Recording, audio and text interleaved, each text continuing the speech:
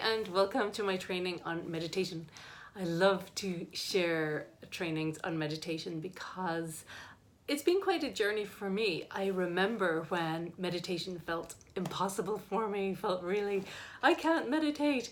I actually remember in Geneva about 15 years ago, I had a really sore back at the time, and I remember going to a meditation circle. It was my first time meditating, and it was really hard. We sat in a circle and I had to hold my back up straight, and I just was self-conscious and felt really like an alien there, and my back was really sore.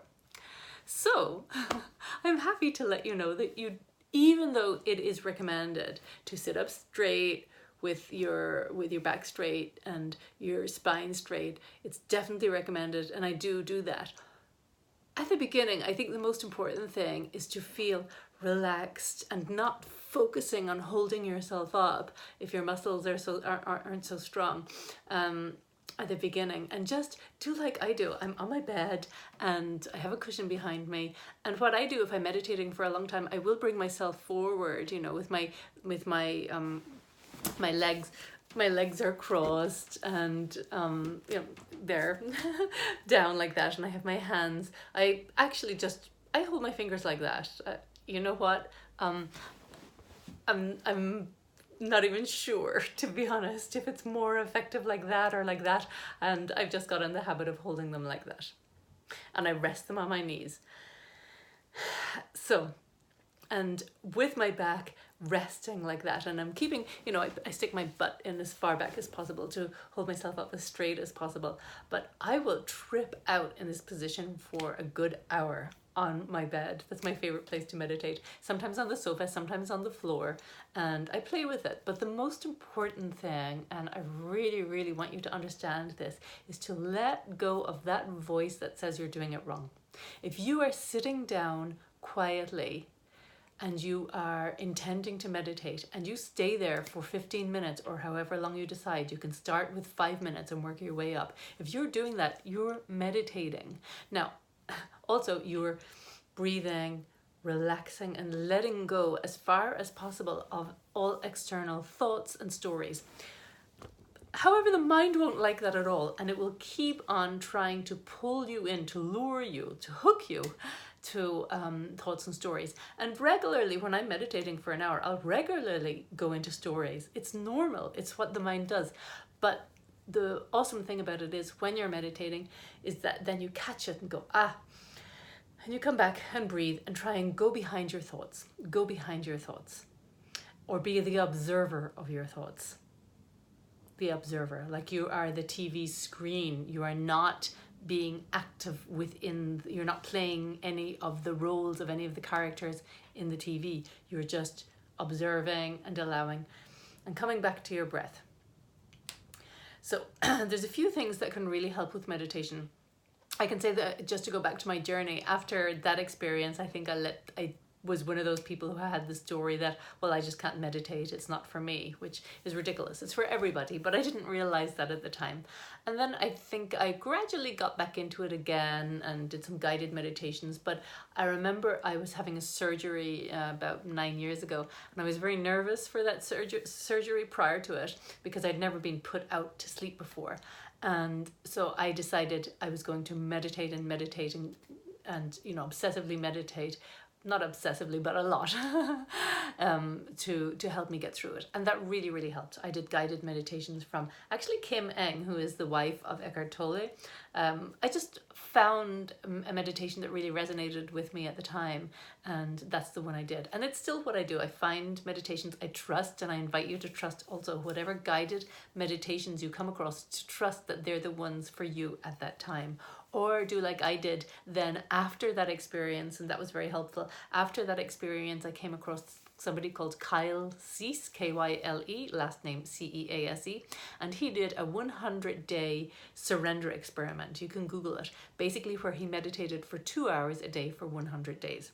Now, this became very interesting to me because I remember a coach a few years ago saying, if things aren't going well for you, meditate for 3 consecutive days for an hour. And I thought, okay. And that for me was like really difficult at the time, but I did it.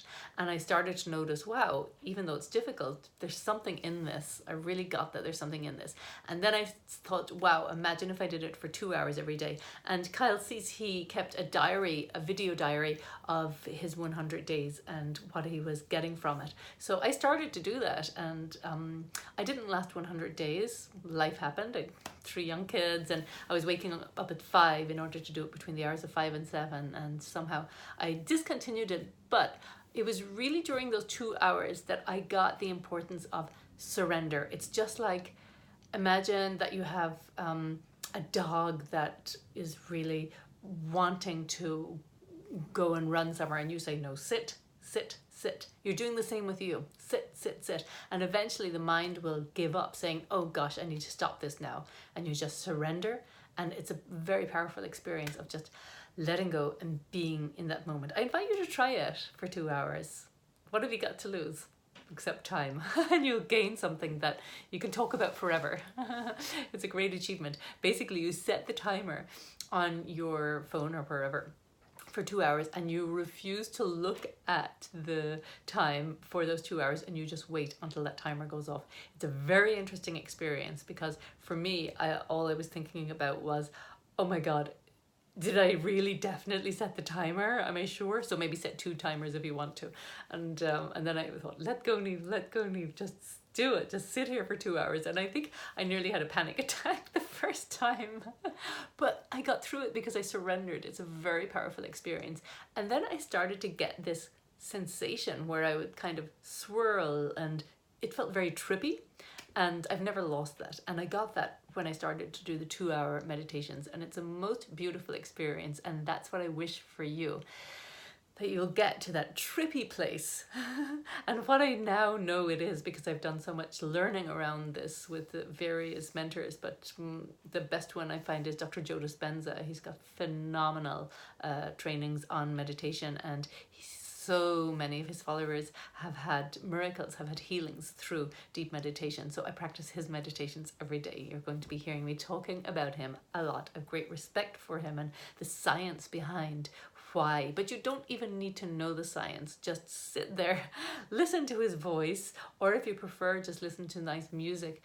Relax. What you want to do is get your brain out of that beta state, and it will as it calms down, it goes into a theta state, delta, theta, and I can't remember, I'm sorry, but I will share a diagram on that, the different states. But you really want to get into a deeply relaxed state, and from that state, that's where the miracles happen. That's when you're connecting to the energetic field, and you'll have such a beautiful presence that all of your worries, basically, whatever, all of your challenges, they'll lose their charge, basically.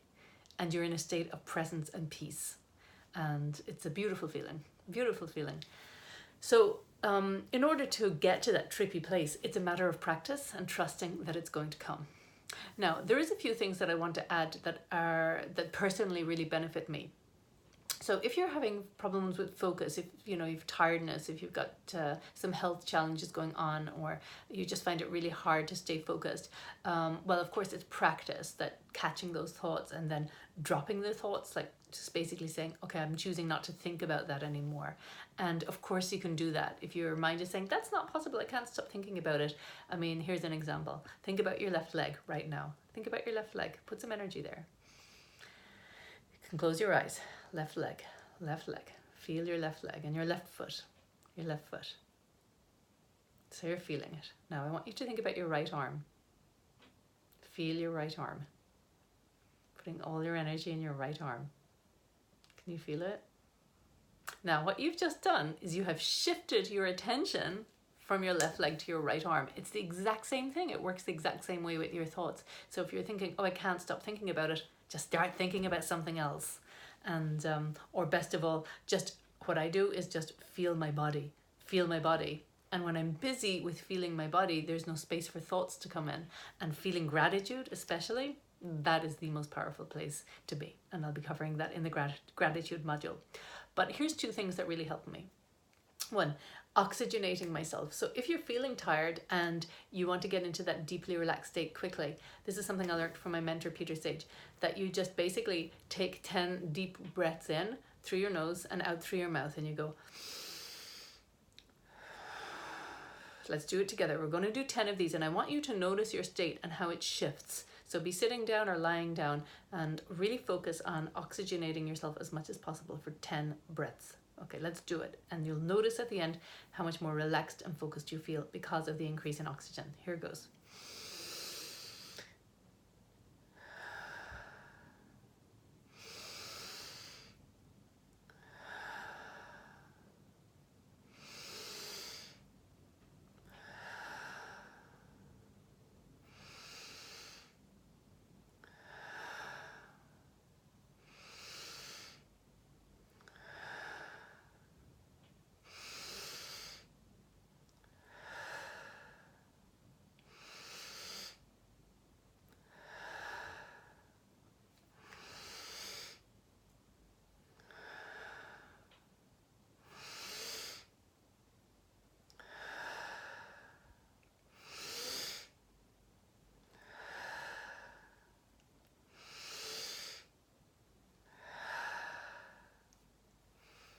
And just close your eyes and notice.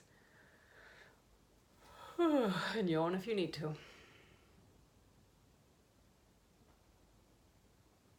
For me, that instantly brings me down into a deeper sense of relaxation. The brain waves are already finding that more peaceful place. So this is very powerful already, and you will be more focused. You've got more oxygen in your brain. And by the way, when you're taking those deep breaths in, you expand your lungs as far as possible. Really allow as much oxygen in. It's very simple. If you need to, before you need to focus on anything, do that. Okay, that's one thing. The second thing for really feeling present and grounded is something I've learned from Jeffrey Allen, actually, who is a spiritual healer. I'm not sure what he goes by, but it was a fabulous training I took on energy, feeling the energy inside the body and outside of the body. And what I learned, what really helped me, was about chakra healing and opening these 7, they're energy centers. Dr. Joe Dispenza refers to them as energy centers in the body. And there's 7 of them. Well, apparently there's more. There's one above our head as well, the 8th one. But we're just going to focus on the 7 in your body for now. So what I do when I'm at the beginning of my meditation, I always do this. And it's, even though I'm listening to Dr. Joe Dispenza's meditation, and he doesn't give this instruction, it's something I do at the start of my 47-minute morning meditation that I do with him. I basically open the 7 energy centers. So I start with, and I'm gonna just go through these because I'm not an expert on chakras, believe me, I'm not an expert. So the names: Muladhara chakra, the root chakra, that's the chakra that's at the base of your spine, and that's where I focus first my energy, my attention, and I visualize it opening up that particular space. I visualize it. So I'm focusing on my body internally on the root chakra, and I'm imagining it that it's this energy center is open, the energy is flowing very freely. Now, the second energy center or chakra is the sacral chakra, Svadhisthana. Svadhisthana. It doesn't matter. We don't have to know the names, just the effect of it. And this is basically 2 inches below your belly button, approximately. Okay, so you can, just measure with your fingers approximately. And in that area, again, you focus, you breathe, and I do it maybe for about 30 seconds or until I feel that it's opened. And that's intuition. That comes with practicing. Okay, I can feel connected with that center now, and I'm opening that center. And then the third one is the solar plexus. The solar plexus, which is here, somewhere around there. Specifically, don't worry if you don't get it exactly accurate, but around that area. Again, I focus on opening it. And I'm so focused on that, I have no space in my mind for any other thoughts. I'm forgetting about my past and my future. I'm just so focused on opening the solar plexus. the fourth energy center is the heart chakra, my favorite. So again, you're breathing and opening that area and allowing the energy to flow freely. Oh, it's making me yawn. Opening and releasing. Okay, so you're imagining that area opening, and I really feel it when I've got the 7 done, because it's a practice I've been doing for a while. Maybe you won't feel it initially, but if you do it every day, you'll go, wow, there's something in this. So that's the heart chakra. The next one is the throat chakra, inside the throat. And all of these chakras, by the way, have a function, and the throat chakra will give you better communication. So you want to have this open and not be restricted or constricted with what you're saying. So you just notice your breath going down your throat, and you imagine that center opening and the energy coming out freely. You're loosening and opening up your throat chakra.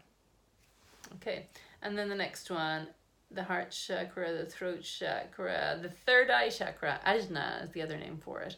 Powerful energy source when it is working well, and that is between your 2 brows, so in here. Actually, it's apparently a little bit in behind that, but already starting to focus there is fine. And then, you know, I go a little bit inside my head and I imagine it opening. I'm just focusing my awareness and my attention there and imagining that center opening.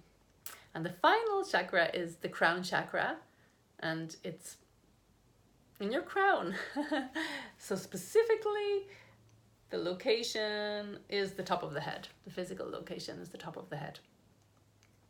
So I'm imagining that opening again. And when I've opened up all the 7 energy centers, then I go back down again and I open them, and I definitely feel more grounded, more aligned, and I'm like, okay, let the trip begin. And I can really drop deeply then into my meditation, and I listen to Joe Dispenza's voice telling me to focus, or inviting me to focus on my heart and feel gratitude, and it's a beautiful, beautiful experience. So sometimes what I do, and usually I will do this at the end after my guided meditation with Dr. Joe Dispenza, I will just, with no music in the background or no speaking, just to the silence, I just meditate and trip out a bit more, maybe visualize what I want for my future, and or just focus on just tripping out on that beautiful feeling of gratitude that I usually manage to achieve through meditation. Now, I can say that it's a practice, but it also requires practice. You'll get more benefits from it as the more you do it. Just make it a daily non-negotiable practice, because you know, when you're connected to this field, life is a much more powerful experience, I would say. So it's a huge gift for me. I'm so grateful that I have meditation in my life, that I can connect to this energetic field and then be less affected by the situations in my daily life. And I just notice, you know, alignment happens through having this daily connection. So I invite you to do that, and I will be sharing some links to some guided meditations. I also have a link to a meditation. There's several meditations that I recorded on SoundCloud, but trust, you know, ask the universe to guide you to what the best meditation is for you. Maybe it's without any instruction. What I want you to do is really trust your intuition and trust that life is guiding you to the best type of meditation for you. Headspace, it's not an app I've ever really gotten into personally, but I know a lot of people use it and love it. So you could check out the Headspace app. They have guided meditations. Just trust that the one you find is the one that is right for you. And you know, it's all a practice and an exploration and a beautiful discovery, letting go of perfectionism and just knowing that taking that time out for yourself every day is a huge gift. Okay, if you've got any questions about meditation, there's advanced meditation techniques as well. I really hope to attend one of Dr. Joe Dispenza's advanced retreats and learn about some really powerful meditation techniques that I know a little bit about, but I want to go a lot deeper. But already just sitting in silence, making that space for you, and breathing, and, you know, noticing your brain relax deeper and deeper and deeper, that will already have a very powerful effect. Best of luck with it.